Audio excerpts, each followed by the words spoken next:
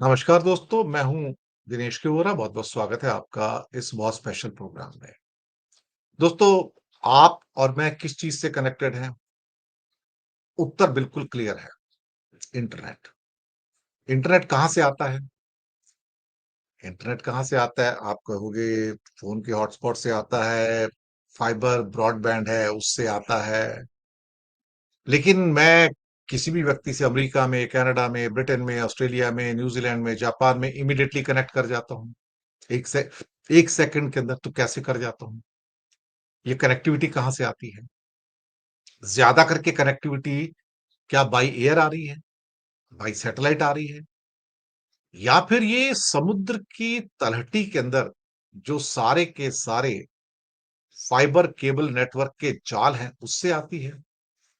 ये भी एक अलग दुनिया है साहब, कि दुनिया जुड़ी कैसे हुई है अल्टीमेटली। आप आज की डेट में तुरंत संवाद कर लेते हैं, बात कर लेते हैं, फ़ोन कर लेते हैं, इंटरनेट से सारी इन्फॉर्मेशन भेज देते हैं, ले आते हैं। पहले जहाँ चिट्ठी 15-15, 20-20 दिन, 1-1 महीना लेती थी विदेश जाने में, तो आज की खबर 1 महीने बाद लोगों को मिलती थी वहाँ पर। लेकिन अब हम बिल्कुल सामने देख के वीडियो कॉल कर लेते हैं, बात कर लेते हैं, तो दूरियाँ समाप्त हो गई। लेकिन उसके साथ खतरे भी तो बढ़े। कई बार खबरें आती हैं कि समुद्र के नीचे एक जो केबल नेटवर्क है, काट दिए गए, दुश्मन काट देते हैं, सैबोटेज कर देते हैं। तो ये दुनिया कौन-सी है? थोड़ा बहुत तो इसके बारे में समझने की ज़रूरत है।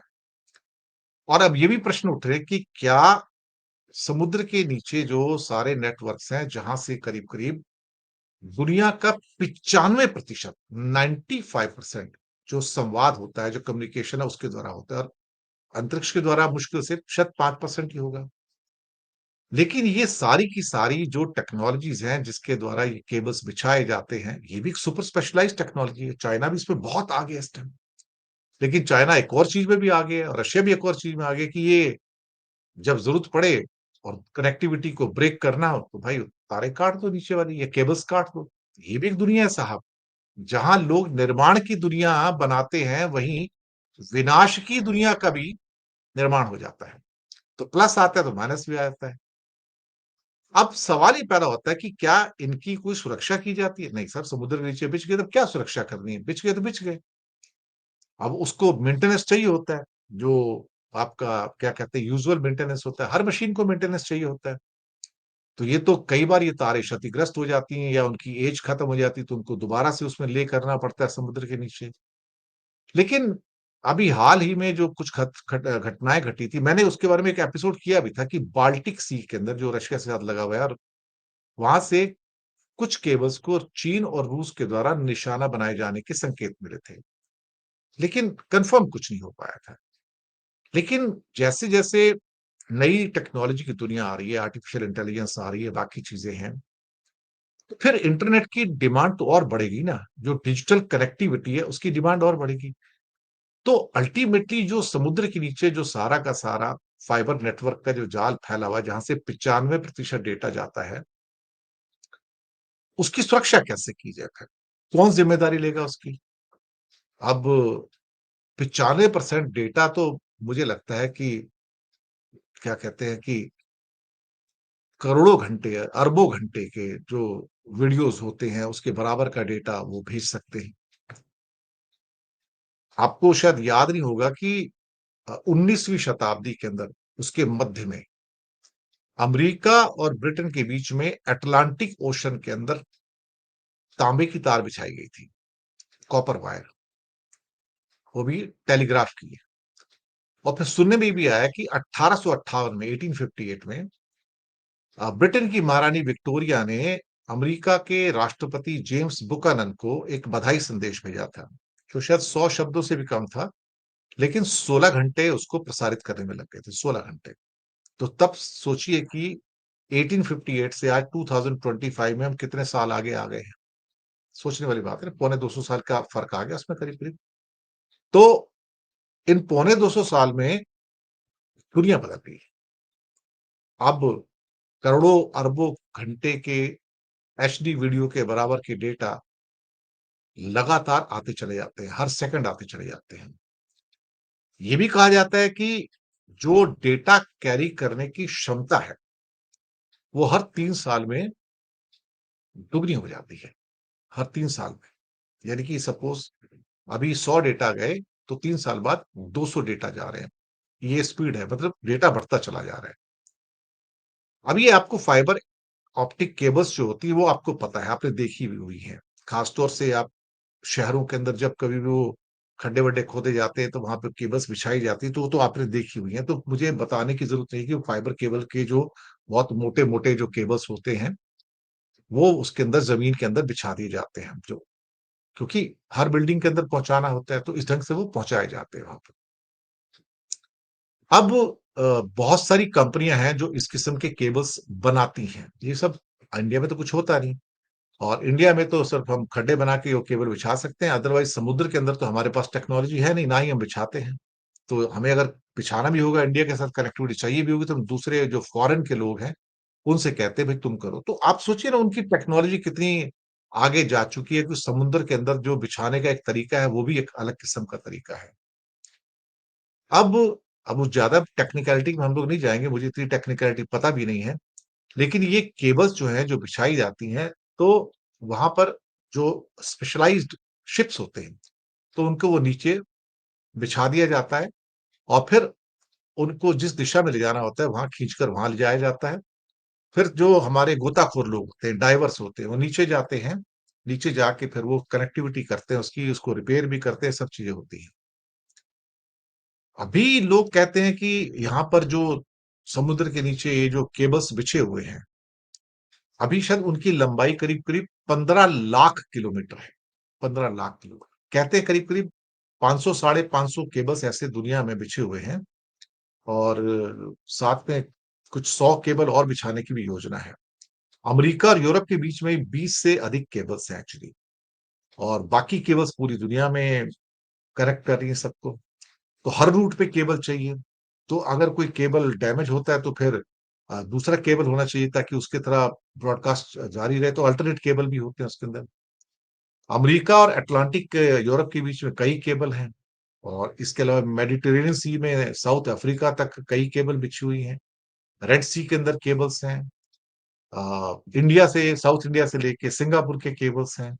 साउथ चाइना सी तक है, फिलीपाइंस, टोक्यो से ऑस्ट्रेलिया के केबल्स हैं, फिर वहाँ से इंडियन ओशन के अंदर या पैसिफिक ओशन के अंदर केबल्स हैं जो कि ऑस्ट्रेलिया से आपको सीधा अमेरिका तक लेके जाती हैं। कई बार ऐसा होता है केबल टूट जाती हैं या काट दी जाती हैं, ये भी होता है।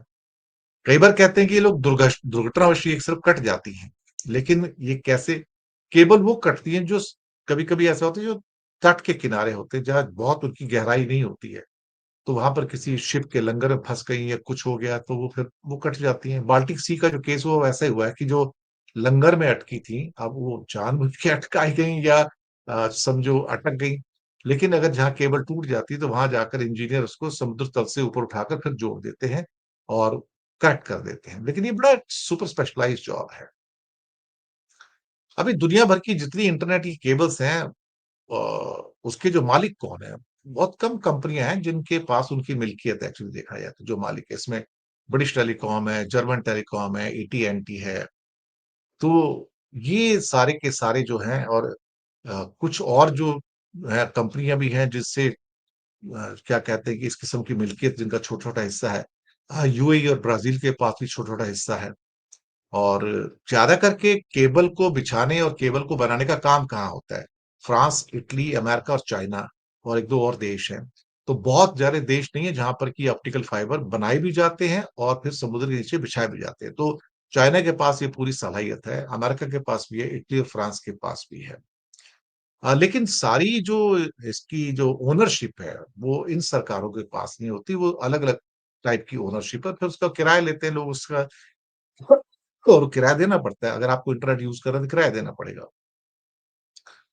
अब कई स प्राइवेट कंपनियाँ भी हैं लेकिन उनको कहीं न कहीं तो रजिस्टर करवाना पड़ता है ना, तो उसी हिसाब से चलना पड़ता है। अब जैसे कि अमेरिका ने पिछले कई सालों में कई केबल्स को अमेरिका में लैंडिंग स्टेशन की परमिशन देने से प्रतिबंध लगा दिया, जिन्हें चाइना की कंपनियों ने विकसित किया या जिनके लैंडिंग स्टेशन चाइना, हांगकांग में, तो वो कि हमारा जासूसी ना कर लें।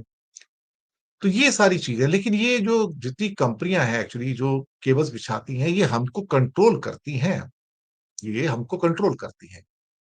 और अब धीरे-धीरे इन केबल की जो ओनरशिप है, वो सिलिकॉन वैली की जो टेक्नोलॉजी कंपनी है, उनके हाथ में भी जा रही है। वो भी इसमें बहुत बड़ी संख्या में भाग ले रही हैं। जैसे कि फेसबुक, मेटा, दुनिया भर में केबल बिछाने के लिए $10 बिलियन का इन्वेस्ट कर रही है। गूगल भी बिलियंस ऑफ डॉलर्स लगाने जा रही है। माइक्रोसॉफ्ट भी कई बिलियंस डॉलर लगाने जा रहे हैं। तो वो बड़ी-बड़ी जो इनकी टेक कंपनियाँ हैं, वो फाइबर के नेटवर्क बना रही हैं सारे के सारे, समुद्र के अंदर ओनरशिप ले रही हैं उसकी वो। तो ऐसा नहीं कि सिर्फ ब्रिटिश टेलीकॉम या एटी-एंड-टी जैसी कंपनियों के माध्यम से ही चलेगा। अब फेसबुक, इंस्टाग्राम, गूगल, माइक्रोसॉफ्ट, अब ये भी इसके अंदर चली गई है। तो यानी कि ये सिर्फ ना केवल नेट कंपनियाँ, टेक कंपनियाँ हैं, बल्कि समुद्र के नीचे किस ढंग से उनकी चीज़ों को, उनके डेटा को एक देश से दूसरे देश में ले जाना है, वो भी कर रही हैं। तो इसका मतलब वो अपनी बैकएंड की जो क्या कहते हैं कनेक्टिविटी, उसको उसको भी लेके जा रही है। बाल्टिक सागर के बारे में मैंने बताया कि कई जो अभी घटनाएँ हुई हैं जहाँ पर बहुत सारी केबल्स कट कर दिए गए ताकि बहुत सारे देशों में रशिया के आगे यूरोप में कनेक्टिविटी जो है वो पूरी की पूरी जो है ब्रेक हो जाए। अब लंगर में कई बार फँस जाती हैं तो ये घटनाएँ तो होती रहती हैं, लेकिन आजकल रशिया और चीन के ऊपर इस किस्म के इल्ज़ामात आए हैं कि उन्होंने किया है। इसके अलावा कई बार और इंसिडेंट होते हैं जैसे कि साउथ पैसिफिक ओशन के अंदर टोंगा है एक महाद्वीप है, टोंगा द्वीप है रादर। वहाँ पर ज्वालामुखी फटे थे, तो वहाँ पर जो एकमात्र केबल थी, तो उस फटे हुए ज्वालामुखी का जब लावा अंदर समुद्र में गया, तो उससे वो कट गई वहाँ पर। तो टोंगा का जो कनेक्टिविटी है पूरी दुनिया से 1 महीने तक टूटा रहा और वहाँ पे 1 साल तक इंटरनेट की जो सुविधा थी वो भी पूरी तरह से प्रभावित रही। फिर उसके बाद जो भी छोटी-मोटी सुविधा रही होगी, वो सिर्फ बाय एयर ही रही यानी कि सैटेलाइट के द्वारा रही। तो कई बार ऐसा होता है कि केबल नेटवर्क को दोबारा कनेक्ट करने में लंबा समय लगता है, कई बार कई महीने लग जाते हैं, कई बार 1-1 साल लग जाता है। तो अगर अल्टरनेट आपके पास होते हैं, वहाँ पे केबल्स होते हैं, एक ही जगह 3-3 4-4 है, तो फिर अगर एक डैमेज होगी तो दूसरे से आपका प्रोसेस चलता रहता है, तो आपको पता नहीं लगता है। अब कई केबल्स कभी-कभी ऐसा होता है कि समुद्र में कई केबल्स आपस में मिल जाती हैं, तो वहाँ पर क्या चोक पॉइंट कहा जाता है। चोक पॉइंट यानी कि अगर यहाँ पे कोई एक केबल कट जाए, तो वहाँ पे एक केबल क्रिस क्रॉस कर रहे हैं एक-दूसरे के अलग-अलग एरिया में, तो वहाँ प्रॉब्लम हो जाती है। अब ताइवान की जो बे है, वहाँ भी और साउथ चाइना सी में भी सुनने में आया कि चाइना ने ताइवान के जो केबल्स हैं, उनको कट किया या काटा। तो वो भी घटनाएँ हो रही हैं, तो सैबोटेज भी होती है। अभी सुनने में आया कि जैसे कि Europe, Asia, Africa, Egypt, Mediterranean sea, red sea के बीच में यहाँ भी कई चोक पॉइंट्स हैं। अभी दुनिया की 40% सबमरीन्स जो होती है ना, वो इजिप्ट में आके जुड़ती हैं और ये केबल अफ्रीका को जोड़ती हैं पूरे के पूरे। तो Egypt becomes a choke point actually वहाँ पे। वहाँ पे दुनिया भर की केबल्स आती हैं, वहाँ पे यूरोप की केबल्स भी हैं, वहाँ पर अमेरिकन कॉन्टिनेंट की केबल्स भी हैं और बाकी एशियन कॉन्टिनेंट की केबल्स भी हैं। एक ऐसे ही इंसिडेंट हुआ था जहाँ पहले यहाँ पर कोई केबल क्षतिग्रस्त हो गई थी, तो बहुत सारी जो सेवाएँ थी, बहुत बुरी तरह से प्रभावित हुई थी और काफ़ी दिनों तक, कई हफ्तों तक बल्कि जो कनेक्टिविटी है, वो बुरी तरह से डैमेज हो गई थी। अब केबल को निशाना बनाया जा रहा है, लेकिन जो निशाना बनाते हैं कई बार उनकी भी केबल्स काटी जा सकती हैं। तो इसलिए इस मामले में यहाँ पे वारदातें तो हो रही हैं, लेकिन उसके बावजूद भी वो वारदातें लिमिटेड मात्रा में अभी, ये एक वॉर के रूप में अभी तक कन्वर्ट नहीं हुई है।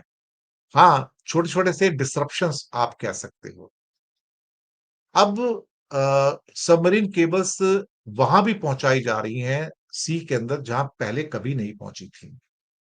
तो जैसे कि नॉर्थ पोल में पानी तो बहुत बर्फीला है, तो वहाँ तो केबल बिछाने वाली नौकाएँ नहीं जाती हैं। लेकिन अब शायद वहाँ भी 5-6 साल के अंदर केबल डाली जा सकेंगी क्योंकि अब बर्फ पिघलनी शुरू हो रही है। बर्फ पिघल रही है तो नीचे आपको जाने का मौका मिलता है और जहाज वहाँ से निकल सकते हैं या समर के अंदर जब पानी पूरा का पूरा आ जाता है, बर्फ पिघल जाती है तो आप उन केबल्स को वहाँ पर यूज़ कर सकते हैं। लेकिन हाँ, अभी ऑफ लेट हमने देखा है कि ईयू के जो नेशंस हैं उन्होंने जो नेटवर्क है जो उनको कनेक्ट करते हैं उसकी सिक्योरिटी बढ़ाई है। अभी एक नया चैलेंज है कि ये जो केबल्स हैं, जो कंट्री के आस-पास होते हैं, उनकी सिक्योरिटी भी होनी चाहिए। जैसे इंडिया के जो most of the cables Bay of Bengal से आते हैं, हिंद महासागर से आते हैं, अरब सागर से आते हैं। तो उनके जो लैंडिंग पॉइंट्स हैं उनको बड़ा या जहाँ उनके केबल्स नीचे जा रहे हैं इंडिया से भी तो उसको प्रोटेक्ट करना इंडिया का काम है, ताकि कोई सैबोटेज के द्वारा इंडिया की जो मल्टीपल कनेक्टिविटीज़ है उसको ब्रेक ना करे। लेकिन इंडिया को कम से कम एक ये फ़ायदा है कि इंडिया में बहुत सारे केबल्स आते हैं जो कि सिंगापुर साइड से भी आते हैं, फिर उसके अलावा हिंद महासागर से भी आते हैं, इसके अलावा अरब सागर साइड से भी कनेक्टिविटी है। तो बहुत सारी मल्टीपल कनेक्टिविटी है, फिर सैटेलाइट के द्वारा भी इंडिया में कनेक्टिविटी है।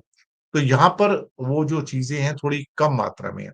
लेकिन अब सैटेलाइट नेटवर्क के द्वारा जो चीज़ें आ रही हैं, जहाँ पे स्टारलिंक वगैरह है या और भी कई आ रहे हैं, तो उससे अब अंतरिक्ष के अंदर जो वॉर है वो बढ़नी शुरू हो गई है।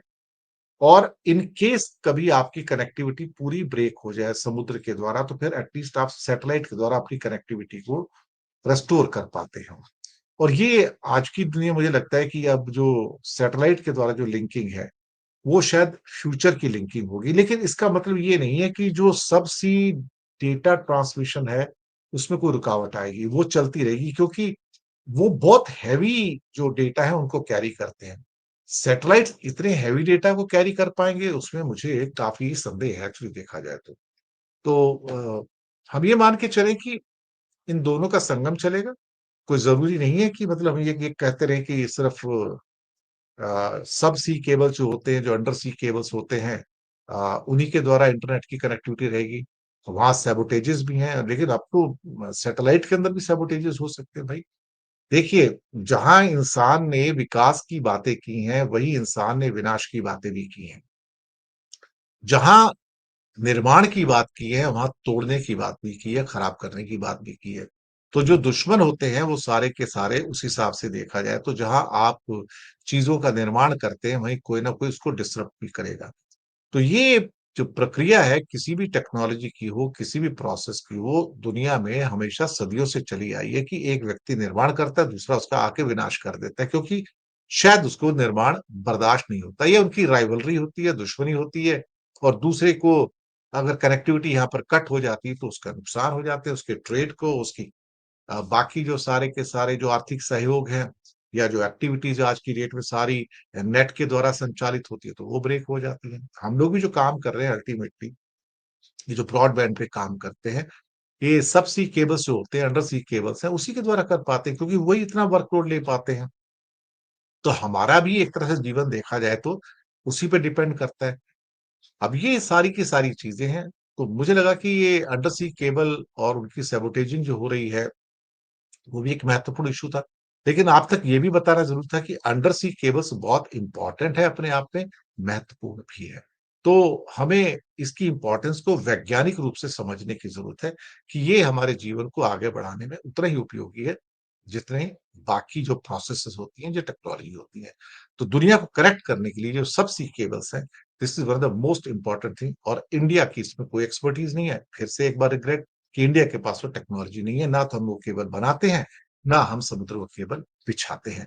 लेकिन गूगल, फेसबुक या फिर एप्पल या फिर माइक्रोसॉफ्ट उन्होंने इसके अंदर लीड ले ली है। अब वो दुनिया भर में केबल बिछा के अपनी कनेक्टिविटी को एन्श्योर करना चाहते हैं कि वो सबसे जुड़े रहें। तो आपको प्रोग्राम कैसा लगा बताइएगा हमें और संदेश देते रहिएगा, फीडबैक दीजिएगा कि ऐसे वैज्ञानिक प्रोग्राम जो आपको न्यूज़ टाइम नेटवर्क पे मिलते हैं, वो आपको कैसे लग रहे हैं। कुछ ना कुछ तो सूचना हम बहुत ज़्यादा रिफाइंड वे में तो नहीं लेकिन जो भी सूचनाएँ हैं, वो हम आप तक पहुँचा ही सकते हैं और ये सूचनाएँ अपने आप में महत्वपूर्ण भी हैं और शायद बहुत सारे लोग जिनको इस बारे में जानकारियाँ नहीं हैं, तो उन तक जानकारियाँ पहुँच जाती। तो शुक्रिया आपका बहुत-बहुत फीडबैक दीजिएगा, बताइएगा प्रोग्राम्स कैसे लग रहे हैं। धन्यवाद आप सबका।